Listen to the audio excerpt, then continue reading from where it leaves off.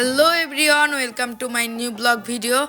আর এই ভিডিওটায় আমি কিন্তু একদমই এন্ট্রি দিতে পারলাম না, কারণ এটা আমার মামির বিদায়ের ভিডিও ছিল। আর বিশেষ করে এই সময়টা তোমরা জানোই বিয়ে বাড়ির মানে কেমন পরিস্থিতি থাকে। তোমরা আশা করি এরকম পরিস্থিতি অনেকেই পার করেছো বা অনেকের অভিজ্ঞতা আছে। তো দেখো এখন কিন্তু বিয়েটা অনেকটা সম্পূর্ণ হয়েছে, আর এই ভিডিওটাই কিন্তু বিদায়ের পুরো ভিডিওটাই তোমাদেরকে দেখানো হবে।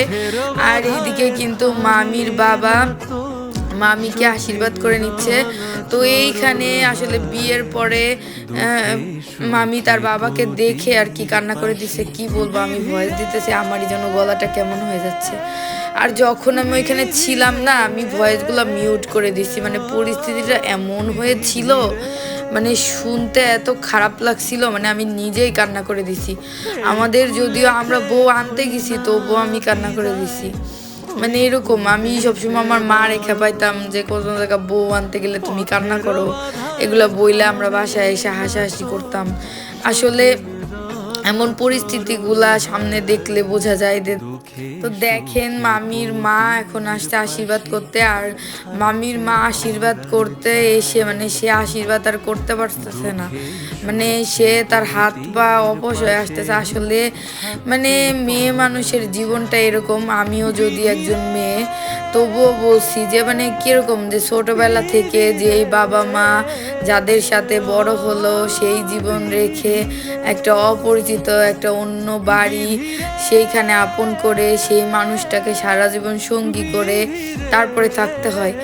এত আদর ভালোবাসা সংসারে জীবনে দিয়ে দিয়ে দেওয়ার পরেও সারা জীবন পরেও শুনতে হয় পরের বাড়ির মেয়ে তুমি কি করেছো, এই সংসারের জন্য কি করেছো, এটা কি তোমার বাড়ি নাকি আমার নিজের বাড়ি। মানে বিভিন্ন ধরনের কথা হাজবেন্ডরা ওয়াইফকে বলে থাকেন। আসলে আপনি ভেবে দেখেন, আপনার বাড়ি থেকে আপনাকে কিছু দিনের জন্য অন্য বাড়িতে থাকতে দেওয়া হবে, আর সেই বাড়িটা আপনি নিজের মনে করে থাকবেন, আর তাদের বাবা মাকে নিজের বাবা মা মনে করে রাখবেন।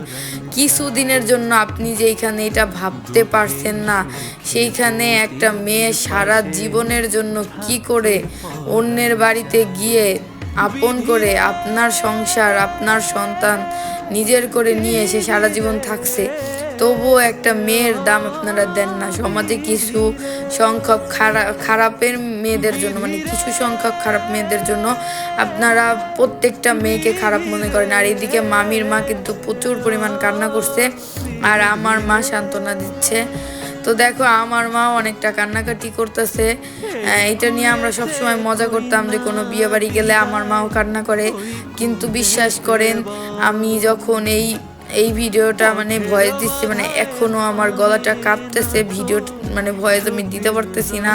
আর যখন আমি শ্যুট করতেছিলাম, মানে আমি যে কত কষ্ট করে ভিডিও করেছি, মানে ওই সময় আমার একদমই ভালো লাগছিল না যে এইসব ভিডিও নেওয়ার জন্য। আসলে আমি খুব বাধ্য হয়ে এক প্রকার ভিডিও নিয়েছি আপনাদের জন্য, আপনাদেরকে দেখাবার। এখানে কিন্তু মামাকে খাইয়ে মামির বিদায়ের যে কাজগুলো আছে সেগুলো সম্পূর্ণ করা হচ্ছে। আর বিদায়ের আগে জামাইকে কোলে নিয়ে আদর করে বলে দেওয়া হয় যে আমার মেয়েটাকে দেখে শুনে রেখো, সারা জীবনের জন্য তোমার হাতে তুলে দিলাম, মানে এরকম কিছু নিয়মকানুন থাকে। তো বিশ্বাস করেন আমি এখনও ভয়েস দিতে আমার কষ্ট হচ্ছে।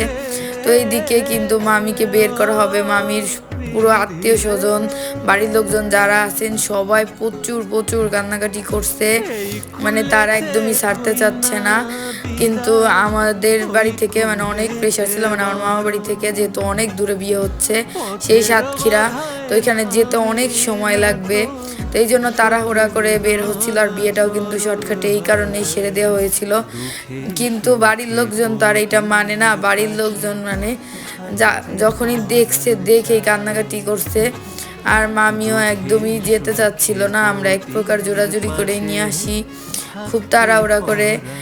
মানে চাল ফেলানোর বিষয়টা আমার কাছে এত খারাপ লাগছিল, আমি আসলে ক্যামেরাম্যানের কারণে পিছে দাঁড়াতে হয়েছে। মানে সামনে থেকে দাঁড়িয়ে দেখাটা আসলে খুবই কষ্টের, খুবই কষ্টের। একটা মেয়ের সারা জীবন, সে সারা জীবন পার করলো তার এই বাড়িতে, এই ছোট্ট ফ্যামিলি, তার সারা জীবনের যা সঞ্চয় সব কিছু এক রাতের ভিতরে ফেলে রেখে অন্য জায়গায় চলে যাওয়া যে কতটা কষ্টের আসলে সেই মেয়েটাই জানে। ছোটবেলার সেই স্মৃতি, এই বাড়ি এই ঘর আর নিজের থাকবে না, অন্যের বাড়ি চলে যাচ্ছে, অন্যের হয়ে যাচ্ছে। তবুও যদি কাছের দিকে বিয়ে হয় মাঝে মাঝে আসা যায়, বাবা মাকে দেখতে মন চাইলে চলে আসা যায়। তো ভিডিওটা আমি এখানেই শেষ করছি। সবাই আমার চ্যানেলটাকে ফলো এবং সাবস্ক্রাইব করে রাখবে। আর সবাই সুস্থ থেকো, ভালো থেকো, টাটা।